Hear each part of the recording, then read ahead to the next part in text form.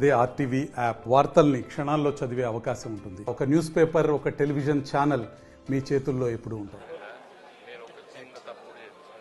చలో మేడిగడ్డకు బీఆర్ఎస్ పిలుపునిచ్చిన నేపథ్యంలో working president KTR మరికొద్ది క్షణాల్లో మేడిగడ్డకు రాబోతా ఉన్నారు. ఇప్పటికే ఇక్కడ ఎమ్మెల్యేలు, ఎమ్మెల్సీలు, మాజీ మంత్రులు, అలాగే మాజీ ఎమ్మెల్యేలు, ఎంపీలు కూడా రావడం జరిగింది. వాళ్ళందరూ కూడా ప్రస్తుతం మేడిగడ్డను పరిశీలిస్తా ఉన్నారు. మేడిగడ్డకు సంబంధించి ఒక వివాదాస్పదమైనటువంటి వ్యాఖ్యలు వస్తా ఉన్నాయి. ఎందుకంటే 1,00,000 కోట్ల అవినీతి జరిగిందని ఏదైతే రాష్ట్ర ప్రభుత్వం విమర్శిస్తా ఉంది. మొన్న రేవంత్ రెడ్డి వచ్చిన తర్వాత కూడా ఇంత అవినీతికి పాల్పడ్డది, దీన్ని అధ్యయాలని చెప్పేసి మాట్లాడిన నేపథ్యంలో ప్రస్తుతం బీఆర్ఎస్ పార్టీకి చెందినటువంటి మాజీ ఎంపీ ప్రణాళిక చైర్మన్ వినోద్ కుమార్ ఉన్నారు. అన్నది తెలుస్తున్నాం.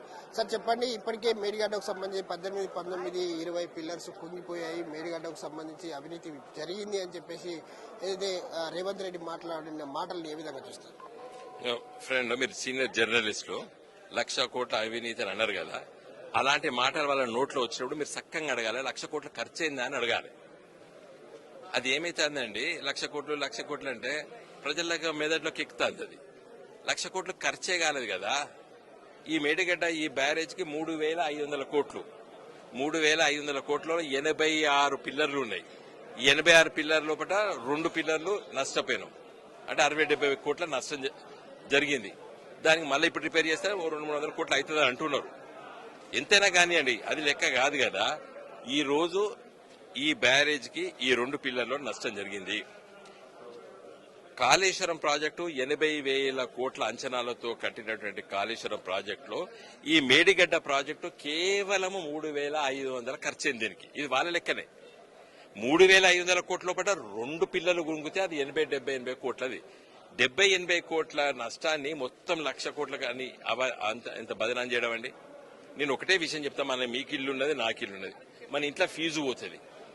4 ఫ్యాన్లు ఉంటాయి, 4 ట్యూబ్ లైట్లు ఉంటాయి, ఒక గ్రైండర్ ఉంటుంది, ఒక ఫ్రిడ్జ్ ఉంటుంది, ఒక ఏసీ ఉండొచ్చు. ఫ్యూజ్ పోతే ఏం చేస్తాం? ఇవన్నీ బయటపడేస్తావా? మళ్ళీ ఫ్యూజ్ వైర్ వేసుకొని మళ్ళీ మనం పెట్టుకుంటాం. అంతే కదండి. ఇప్పుడు మనకి నష్టం జరిగింది. ఈ నష్టాన్ని ఏ విధంగా మనం అధిగమించాలని చెప్పి మనం ఆలోచన చేయాలి. తప్పితే తెలంగాణ ప్రజల సొమ్ముతో కట్టింది.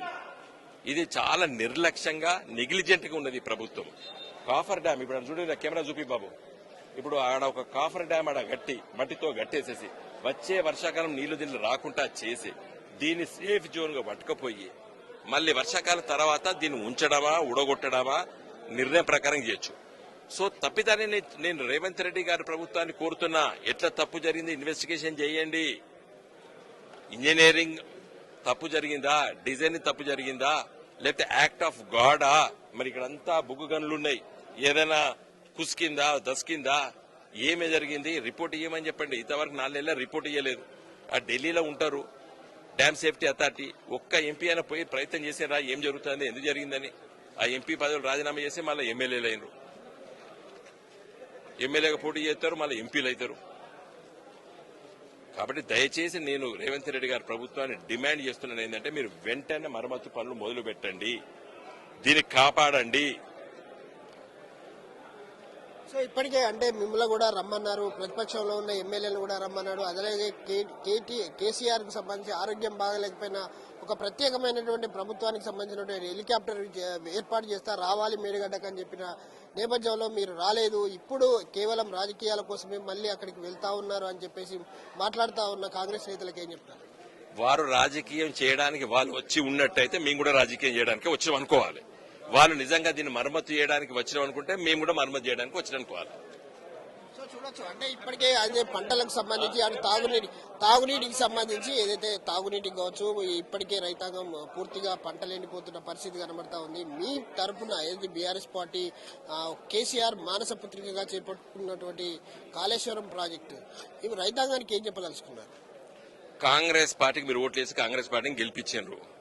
వాళ్ళ నిర్లక్ష్యం స్పష్టంగా అవుపడుతుంది. ఇవాళ తెలంగాణ లోపల చెరువులు, కుంటలు ఎండిపోయినాయి, బాయిలలో నీళ్లు పోయినాయి, బోర్లలో నీళ్లు పోయినాయి, కరెంటు సక్కంగా ఉత్తలేదు. మార్పు అన్నారు కదా, ఇదే మార్పు. కాబట్టి దయచేసి అర్థం చేసుకోవాలి, తెలంగాణ కళ్ళతోని, తెలంగాణ మనసుతోని, తెలంగాణ గుండెతోని పరిపాలించేటువంటి గులాబీ జెండానే వాళ్ళకు శ్రేయస్కరం.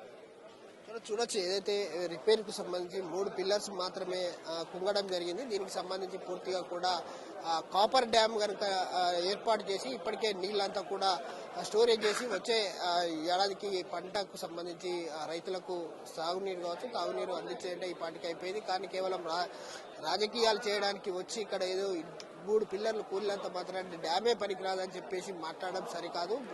ముఖ్యంగా ఇక్కడ బీఆర్ఎస్ పార్టీకి సంబంధించి వర్కింగ్ ప్రెసిడెంట్ నేతృత్వంలో చాలా మంది ఎమ్మెల్యేలు కావచ్చు ఎంపీలు ఎమ్మెల్సీలు అంతా కూడా మాజీలు అలాగే పెద్ద ఎత్తున ఇక్కడికి రావడం జరిగింది. వాళ్ళందరూ కూడా ఇక్కడ చేరుకొని డ్యామ్ పరిస్థితి అయితే చూస్తా ఉన్నారు. దీన్ని కేవలం వర్షాకాలం వచ్చేంత వరకు మళ్లీ వరదలు వస్తే గోదావరి ఉగ్రరూపం చూస్తారు. ఉగ్రరూపంలో కొట్టుకుపోయే విధంగా ఇక్కడ కాంగ్రెస్ పార్టీ ప్రయత్నాలు చేస్తుంది. కానీ అది కాదు. ఇక్కడ ఏదైతే వాస్తవాలు జరిగిన దానికి ఎలా చేయాలి, ఏం చేసి రిపేర్ చేసి ఇటు రైతాంగాన్ని కావచ్చు అటు తాగునీటి సమస్యను కూడా తీర్చాలని చెప్పేసి అయితే వినోద్ కుమార్ కోరుతా ఉన్నారు. కెమెరామెన్ రాజుతో విజయసాగర్, ఆర్టీవీ న్యూస్, మేడిగడ్డ. మరిన్ని వీడియోస్ కోసం ఛానల్ ని సబ్స్క్రైబ్ చేయండి. లేటెస్ట్ అప్డేట్స్ కోసం వాట్సాప్ ఛానల్ ని ఫాలో చేయండి. అండ్ లింక్ డిస్క్రిప్షన్ లో ఉంది.